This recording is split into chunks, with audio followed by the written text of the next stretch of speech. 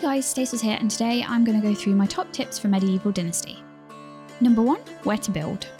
Build close to a village where you can buy and sell goods easily.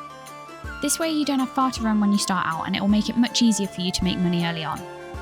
I'd also advise to build close to a water source so you can keep your character hydrated. There are also fast travel wagons outside of the villages which will be really helpful later on. Number 2, exploring.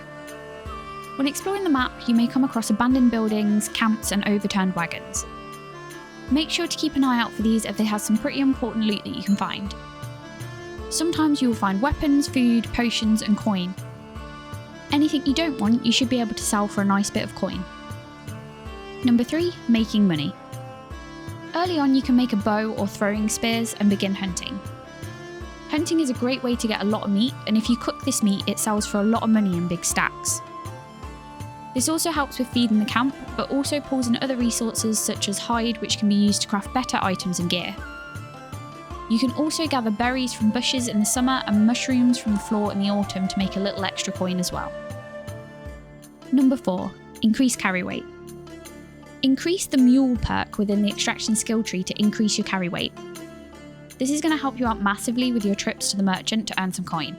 And the more carry weight, the more coin. You can also craft backpacks and pouches in the sewing hut, or you can buy them for a price at vendors.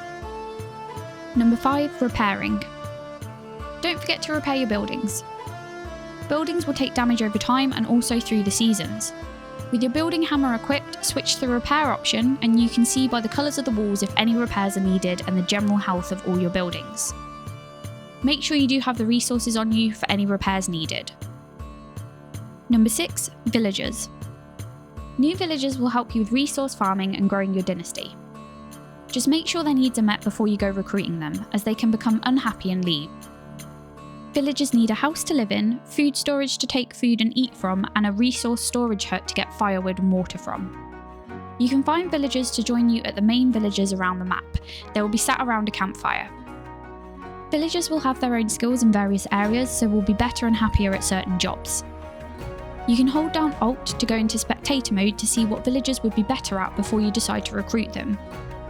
Once all these requirements are met, you can set them to work from the management menu and tell them exactly what you want them to farm or work on. Most jobs will require a weapon or tool to be placed in the chest at their respected workbench for the villagers to work with.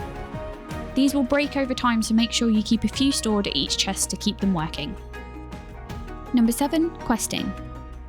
Questing will earn you dynasty reputation, which will help you to be able to recruit more villagers. You can also earn coin and items through questing, so always worth checking out quest boards, story quests and side quests that are available in the villages. Number 8, technology points. You level these by doing the various tasks associated with the technology tree. For example, farming and looking after animals will raise the farming technology points tree. This will allow you to unlock new crafting blueprints and buildings, allowing you to upgrade your settlement. I recommend raising farming if you can early on, as this will unlock the animal pens, so when you do want to buy them out later game, you can build a stable to store your donkeys and horses. Villagers carrying out tasks also count towards the increase of these technology trees, so you don't need to do it all yourself.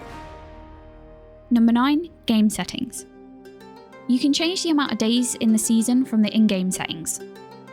Standard is 3 in-game days per season, but I've always found this to be a little bit short when you're trying to level things up early on and make some money. Especially as you will have taxes to pay every spring. For this I would recommend 5 in-game days as a nice in-the-middle marker. This means the seasons don't drag out, but they also allow you a little more time to gather items and resources to make a bit more coin. Number 10, food spoilage. Food will spoil at a lower rate when stored in the food storage building, so make sure to store all of your meat and goods here.